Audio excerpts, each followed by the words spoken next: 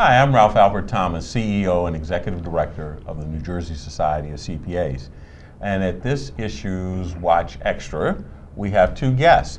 We have Steve McCarthy, who is an accounting lecturer at Kean University here in Union, New Jersey, right, Steve? Yes, correct. And to my left, we have the venerable Jim Hardenberg, our Chief Learning Officer here at the Society. Today, we're going to be talking about the whole aspect of learning.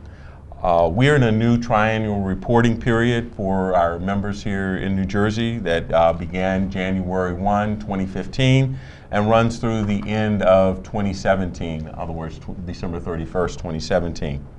And we're anticipating some new changes that are going to be taking place with respect to CPE and how it's delivered, the content and the types of models. And so we're very fortunate to have these two gentlemen here today to share their insights about what they're doing. Steve in the classroom, Jim with our members, and I think in tandem you'll talk about how the landscape is changing with regard to CPE. You know, new technologies are expected to make an impact on the way CPE is delivered in the near future. Steve, you wrote an article recently for the Society, and it appeared in our magazine in our January-February issue of NJCPA, and it was entitled "The Future of CPE Delivery." And you discussed the various types of CPE opportunities that we might soon see. So why don't we start with you, and maybe you could run us through some of the things you talked about in your article and what we, will be looking for. Well, Ralph, thank you. When we talk about the future, some things are here today, and we'll see. And for people of New Jersey, in the high schools and elementary schools right now, we have the PARCC test, which has created a lot of discussion. And so that is a self-assessment test to test students on the core knowledge in the subjects that they have. And people are sort of nervous today about going forward with those PARCC tests. But I believe that's going to be part of the future, just like the changes in CPE will continue to be part of the future for us. And in fact, assessment has become one of the big question marks about some of the new delivery methods and models out there. How will you be able to assess what, let's say, Jim will take away from a particular learning module? So why don't you delve into that? That's, again, correct, Ralph, that assessment will be the big challenge going forward. So in the past, you might have gone into a classroom to take CPE along with 50 other people, and you're sitting in the back row reading the newspaper, and at the end of the meeting, you go home, but you got your CPE credit. In the future, there will be assessment to find out if you know something, if you've learned something during that CPE session. And so the new tools that are coming out are assessing the knowledge that you gained from a CPE session. So if we're still going to have the live, face-to-face, are you saying that at the end we're going to have maybe a test that similar to what people do with self-study now, or? Quite possibly. That's how it will be done, and so just using devices, so people could have a smartphone in the classroom, right? And the professor is lecturing and asking people to answer a question midway through, at least to show that you're paying attention going through. If you're on webinars now, there's a requirement on a webinar, in a 1 hour webinar, I think you have to have 4 points that you have to show that you're still awake and log in and answer a question. And so we'll see more of that going forward. One of the new nomenclatures or things we've heard about is this thing called nanobytes or bytes of learning, where in 10 minute increments you'll get something that I won't say hopefully makes you a little more knowledgeable. So how do you assess what somebody's learned in 10 minutes with a nanobyte? I'd start by saying, first of all, I'm a big proponent in nanobytes. And so it's just 10 minutes of information being provided to you. So it could be auditors are out in the field and there's a change in a tax law that just came out today. And so you could send something out to them, a YouTube video that's a 10-minute video. and talking about a change in the tax law. And right there, you could have them respond, write 40 words or 50 words back about, do you understand what you just learned? And boom, they're assessed. They see a 10-minute video and they're assessed. And I think the millennials will be the one that will embrace that and use it rather than going to a classroom and taking a 4-hour seminar. But they're in most states now, they don't allow nanobites. They don't allow 10-minute segments. Not yet. Yeah. And so that will have to change. I think we have, what, two states, Jim, that have moved or gravitated? Maryland and Ohio. Maryland and Ohio. But I think going forward, we live in the YouTube generation Yeah, where we people do. are watching 2, 3, 4-minute videos and learning something. So I think that's a big part of the future.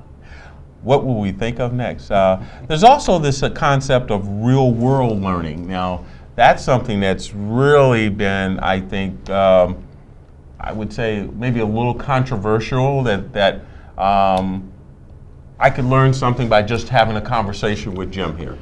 And then Jim's a very smart guy, by the way, as our Chief Learning Officer. But and really, then how would the assessment work in that regard, where Jim and I are sitting down talking about a particular issue?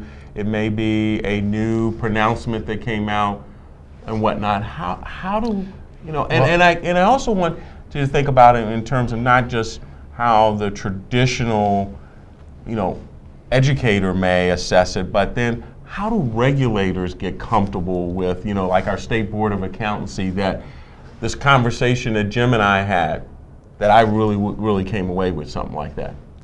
I think I'm also a proponent of this also, Ralph, but I think initially it will be more of a formalized process than the casual process that you mentioned of you and Jim just having a discussion.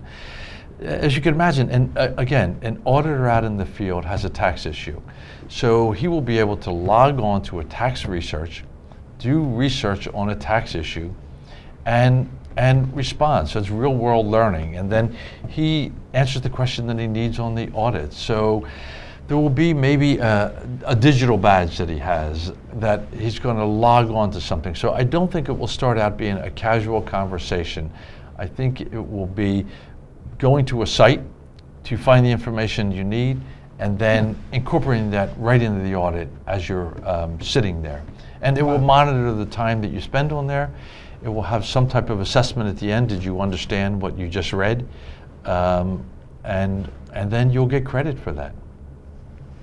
Interesting. Well, Jim, let me segue a little bit to you on this, because as our Chief Learning Officer and running a program, that the education foundation that we have here at the Society, how would we address real world learning? I mean, if we had like roundtables where we brought people in to talk to each other on a particular issue, do you see this real world learning concept, even though that Steve embraces it and thinks it's a good thing, do you see that as something that our state board could get its arms around, or that we could be gravitating to here in the Society? I think a lot is yet to be determined from a standard standpoint, a regulatory standpoint.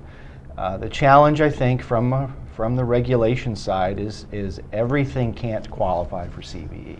Everything can't qualify for credit. Yet, there is a way to expand what does qualify that makes a lot of real world sense. So for us in particular, I could see us having structured committee meetings where you have a real world forum where professionals gather. There will be topics that obviously are technical in nature, that some of the best CPE happens in those informal environments where professionals talk to each other about commonalities that are happening in the workplace. And it's certainly something that our members have traditionally liked, with some of the program that we run, that ability to come together, network, talk about, bring up issues that they have encountered, that there's nothing perhaps in black and white about it, but because somebody else may have experienced something similar, they can provide them what happened in their situation there. So this is just going to be an interesting. There's also this concept of blended learning, which is and let me swing back to you, Steve.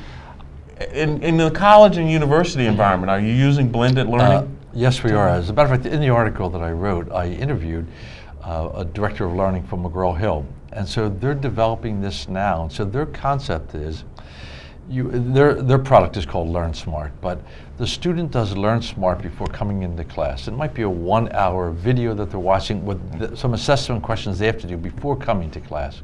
And then when they come to class, they have some base knowledge of what it is that you're going to participate in. So first of all, for the instructor, it raises the level a little bit, that the people are a little bit more educated about the subject matter, and then you can still assess them afterwards. And I could see you having your classroom instruction here, but before the people come, they have to watch a video, a 1-hour video maybe, so they get an hour of credit for that. And they come into the class, the instructor could have assessment questions that, using some device, they could be answering questions and you could be gauging their learning. So again, on the blending learning, you'd watch a video, you'd get credit for that element. Now, how would that be assessed?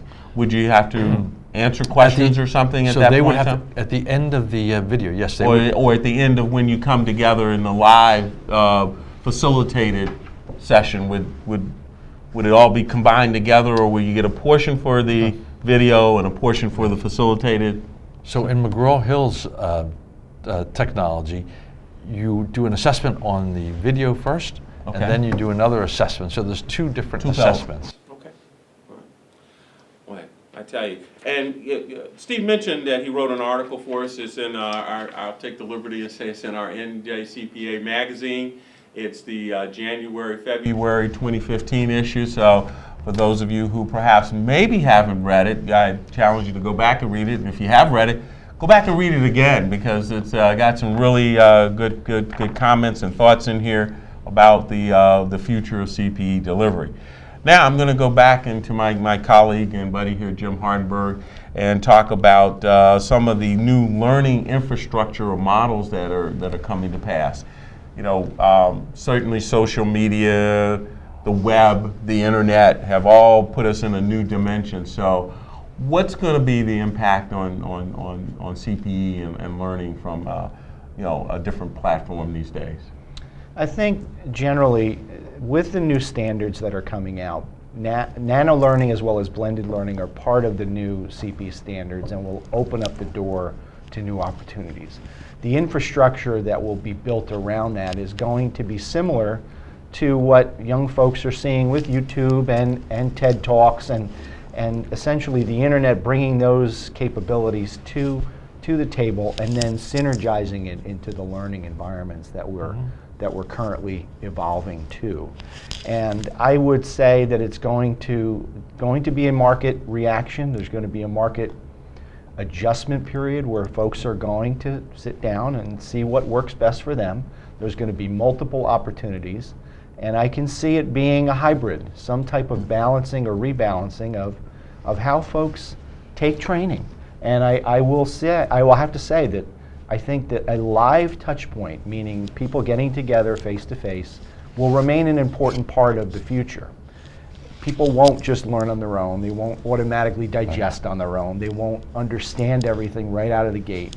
And humans are people that get together. They get together and talk about these like-kind issues. And I could see classrooms getting shorter, maybe not an 8-hour format, but maybe it'll be a 4-hour format or a 2-hour format, where folks will get together and bring these infrastructures and leverage all of them together to bring learning and make it more personable.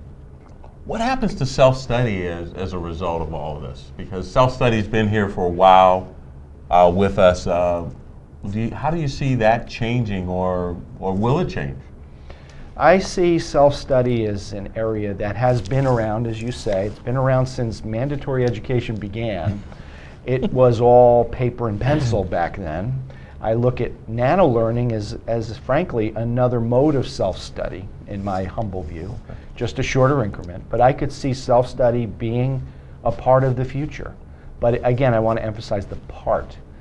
It's not going to take over and be the only way. It's going to be a piece of the puzzle that people should learn on their own, read on their own, look at videos on their own, but then come together at the end of the day, whether it's internal at a company or firm, or together with us If at a state society we want to gather these professionals together, that's going to be how it works, I think. So now, for the old guys like myself, I say seasoned, who've been accustomed to coming to live training, sitting for whether it's 2 hours, 4 hours, or 8 hours, do you see live training kind of fading away into the sunset, or will there always be some opportunity or an opportunity for live training to remain in place? I mean, do you see us moving totally into this new delivery method, maybe sooner than later, or will live training always have a place, Jim, do you think? I think live training, as long as people exist, will always have a place. It's almost like when you look at the kids today, they still go to school, they still congregate together, and they still learn a lot from each other. They do more offline now because they can. They're always connected. Folks are always connected now. And the live portion of life, it's going to decline from a training perspective because there are so many opportunities now, so many virtual training opportunities. That's a natural reaction to the growth of internet and online training. But there's going to be always a need for people to get together, and I don't mean to say that over and over again, but I can feel it that's going to be the end game. It's going to be less than it is today, but it's not going to go away. Okay, so Steve, let me flip back to you. As being in academia, do you see the model changing for academia? Do we see us? I know there are MOOCs out there, and that they're long distance learning programs. Are they going to kind of take over? And now, would you see a situation where maybe you do most of your training over the web or internet, and maybe do only 2 years in a residential environment? I mean, I've heard some people talk about that, and I sit on a couple of boards, accounting programs, and there's been some discussion about, will the virtual classroom take over for what we see today is the live classroom, where somebody's up in front of a whiteboard, actively teaching a group out there, or so. What do you foresee? Well, I think do you know an organization like Phoenix University has 500,000 students, so they're very large, and that's all online. And so all colleges are looking at them and saying, how do we have to compete in the future and offer more online courses? And we have our own here with I believe Thomas Edison is all online as well, right here, and face to face. And so there's a change that's already been in place for 10 years or so now. I think there's a place for the online classes. If you already have some idea about the course material, then online is fine. But if it's a brand new subject for you, it's hard to do online on something, doing it yourself. The theory is you could wake up at 2 o'clock in the morning, right, and go online and learn something. But to wake up at 2 o'clock in the morning and do something that you don't know anything about is very difficult to do. So I think the colleges talk about it, they embrace it, but they're slow moving going forward, and they want to assess the value of it. And you're also trying to assess, just like we talk about the assessment tools we need for CPAs, you also have to assess if someone's taking an online course, that it's actually them that's taking the course, right? And so if you have all these students out there taking online courses, do you know who is the student on the other side taking that course? So that will be a challenge going forward. And if you don't mind, I want to get back to a point that Jim made about the need going forward.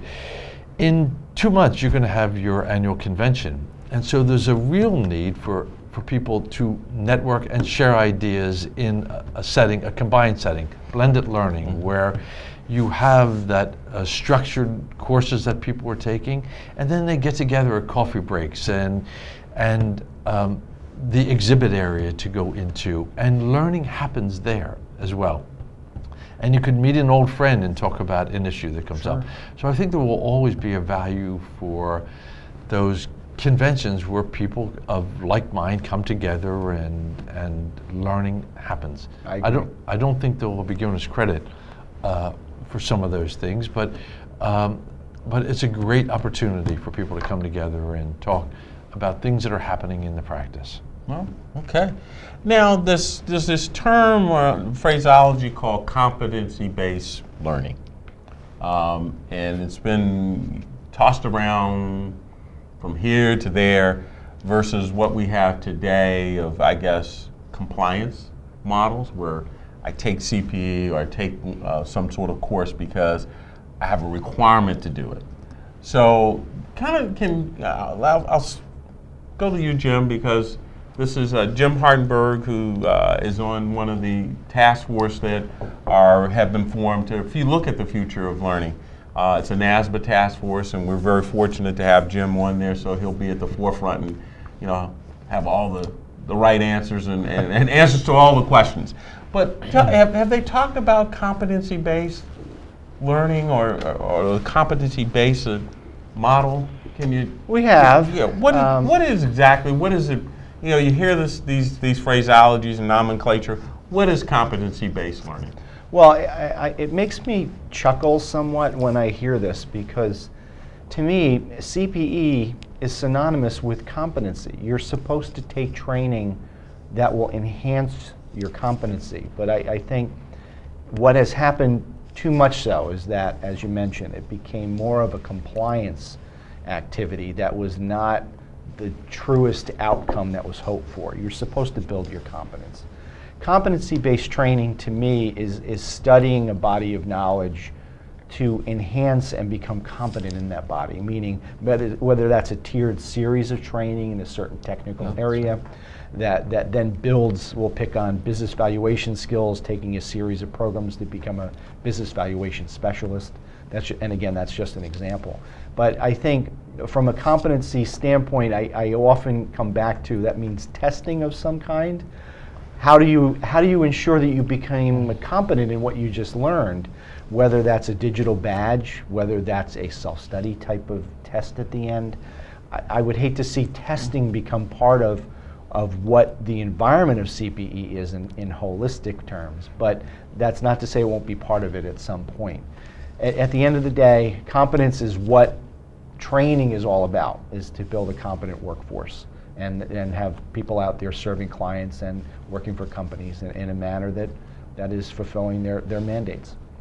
So let me turn back to Steve here and say, in academia, are you looking at a competency type model or base as someone goes through a curriculum? Is it to build skill sets and enhance, or is it because I need to take accounting 1, accounting 2, a tax course? What is changing, Ralph, is similar to what Jim just mentioned, that the accounting curriculum, they're saying at the end, when you get your bachelor's degree, what is the body of knowledge that you should have coming out? And for most students, it's, well, what do I need for the CPA exam, right? Correct? And so that's the body of knowledge that you need, which is a lot of information. But firms specifically are creating in-house subject matter experts. So in that article, I wrote about Eisner-Amper. So they created an Eisner-Amper University. And so for each of the departments, tax and audit and consultancy, they say the people in this group need to know this by the end of the year. They need to improve these skills by the end of the year. So they're creating subject matter for those. So everybody at Eisner-Amper doesn't take the same courses. You take it based on what work you're doing in the year and what knowledge do you need to achieve the objectives that the firm has. And so that's a change from before, where you just took your CPE, and at the end of the year you were rushing around, right, to pick up courses. Compliance. Right, yeah. It didn't tie into to something that you need for your job. I feel like a dinosaur. I tell you, with all this nomenclature, but it is something that's quite interesting. The other thing that has come about is this whole notion of customized content, where you bring together information that is segmented for different groups, like for the tax area, for the audit area, for consulting. What are your thoughts on this, on customized content? You see it expanding, or? Yeah. I see it expanding in the sense that I could see a nano library of videos that would be far and wide, that would cover different content areas and different topics that, dependent upon your level of skill, would be targeted for you. To get a 10-minute overview, get CPE credit for that. To kind of kill both needs at once, where you get credit for the learning you need right then, right there, to complete a task or complete a job or serve a client or complete something internally at a company. That's going to be a very powerful dynamic. Again, that's part of the process. I could see that being something that folks will use and then come together from time to time to talk about their body of knowledge and exactly what they're trying to accomplish within their skill set. I agree, and I also think it's going to be increasing going forward, not decreasing. Yes. Okay. Yes. So with all of these changes, new delivery mechanisms, new approaches, new assessment type models, what's going to happen with the cost of CPE or education?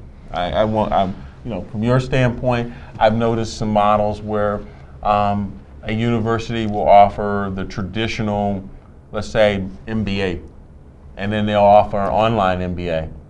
But the online MBA is much cheaper than the traditional MBA.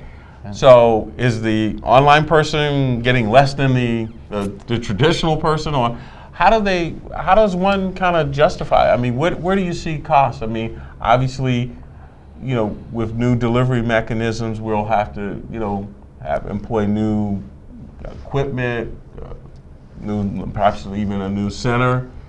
Do you think it's going to have a dramatic increase on the cost of CPE to those individuals taking? And I keep saying CPE. Education from an academic standpoint, CPE from the profession standpoint. So let me first turn to you, Stephen, to see what you think in terms of the impact on cost of a college education. Because, I mean, I often look back at what I spent, and my daughter's at my same going to my alma mater, and what we're having to spend today, and I'm like, there's something wrong with this model. But Ralph, I enjoyed what Jim just said about this digital library in nanobytes. The advantage of that is it's inexpensive to produce those generally, and a person could watch a 10-minute video and he could watch it 4 times so he gets the information. So it takes him 40 minutes to go through it, where another person goes through it and watches it in 10 minutes and then understands the concept. So it gives flexibility to the person that's taking it. Where in a classroom that you're there for 1 hour, if you don't get it in the 1 hour, then you have to go back and try to find out how you obtain that information you're trying to do. It will always be more expensive to have a live person on there teaching it. For some people, their method of learning, they have to have a live instructor in front of them, and they can't do it from watching a YouTube video. But firms will, I think the firms are going to look at the spending that they have, how much are they spending on this, and try to find the most efficient way to deliver information and content out to their employees and assess to make sure the employees understand that. And they're going to look for the cheapest way possible. And that's going to be all these new tools like your nanobyte library that they're going to have. Yeah. So what's it going to do in terms of our CPE model? The challenge I think I come back to is competence is not cheap. Being good at anything seldom takes the cheapest road. Compliance is free. You can comply easily, whether you take free webinars or some type of free service. But free's been around too. I like to think that we've been successful, at least the State Society, because we haven't gone cheap. We haven't gone free. We have a cadre of offerings, to the inexpensive to the more expensive, but I could see the way that this will evolve is that the web-based training will have a price point and it'll have a value to it that'll be lower from this nanobyte library, maybe subscription type of model, right, to live training actually becoming more expensive because it will become more valuable. And it's going to be a value conversation that we have to have, where the people in the room, the time they spend there, it's got to be a return on that time. And the facilitating skills that used to be A lecturer, per se, is going to be a facilitator now that's going to draw out all the expertise in the room to synergize that for the people in the room. I could see that being more expensive, but it just won't be the same volume. It'll be a lower volume of programming with a higher value attached to it. And again, I agree with that we will be looking for value and not looking just for compliance to do it, but the firms, again, want their staff members to increase in knowledge over the course of the year and gain competency. And we live in an evolving business environment, and your skills have to evolve also. And so how do they keep up with the business environment? They have to make sure that they always have skilled professionals out there in this changing environment.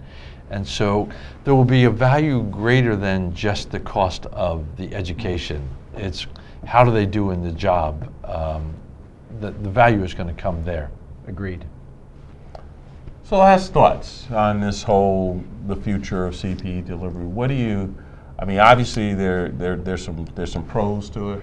What do you see as for maybe some of the drawbacks or negativeness of it, or anything in your last couple of segments? So I'll go to our guest, our academician here, and get your perspective, Steve, and then I'll shift to Jim. Well, Ralph, I think there needs to be high-quality assessment tools. So however you do those to assess, are we doing a good job? Are we delivering value to the people? And it's those tools that will tell us whether the money that we're spending on content is getting through to the people. So I think that we will see many, many new assessment tools coming forward on how people are learning, and that we can ensure that they are learning the material that we want them to learn. That's what I think we'll see in the future. Okay. Jim? I would say stay tuned. There's going to be some new things on the horizon that we don't see right now. I think as the standards open and allow for more learning venues, more learning opportunities, this is all going to shift. And I believe within this shifting environment, the market will win. Folks will take training, look for the ROI on that training, and they won't come back to training that they don't see an ROI on their behalf. But I believe it's going to be a rebalancing within the whole environment of education and CPE as we know it, because compliance, again, is easy. It's the competence that's going to really drive this. And there was one thing that just popped into my mind before we come to a close here. What happens to the content providers out here, the people who exist today? With all of the changes, do we see some consolidation perhaps taking place in content providers? And on the academic side, will we see some consolidation perhaps in terms of colleges and universities as a result of moving to these new delivery mechanisms and platforms? So again, Steve, what are your thoughts from the academic side? I think there will be quite a bit of consolidation in the future. So the content providers, say the textbook companies, there's already been a movement of consolidation there to consolidate that content. And then in the universities, I think in the long term there will be a consolidation of the number of universities that we have in America. And there'll be, but in moving in that direction, I think you'll see a partnering where online courses are created by a group of universities. So it could be the New Jersey State University systems creates a whole online program where you can get a degree. And so are these similar to like the MOOCs that we have out there? Correct. Oh, okay. All right. Correct. And so, but that will bring about a consolidation and the way that we think about universities today. Okay. And Jim, what do you have? I think we'll have to, again, pick our spots and look at how state societies can work closer together, how state societies can work with the ISCPA closer together, how content providers can come to the table, and yes, I believe there'll be some consolidation there too, because there's going to be a lot of programming that won't be at the same volume that it was before. Yet we'll have to have strategic alliances that help us bring content to the table in a new way.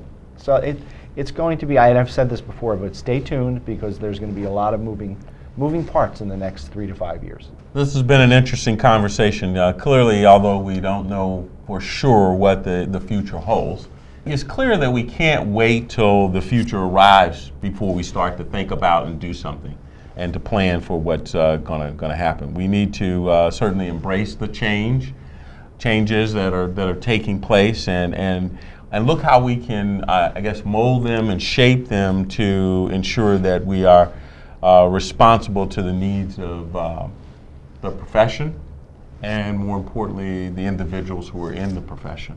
And and also to the public, I think, to make sure that we're having folks out in this space that really know what they're doing, because the public we're the trusted advisors for the public these days. So I want to thank Steve McCarthy, our accounting lecturer at Kane University. Thanks, Steve, and a member of the NJCPA.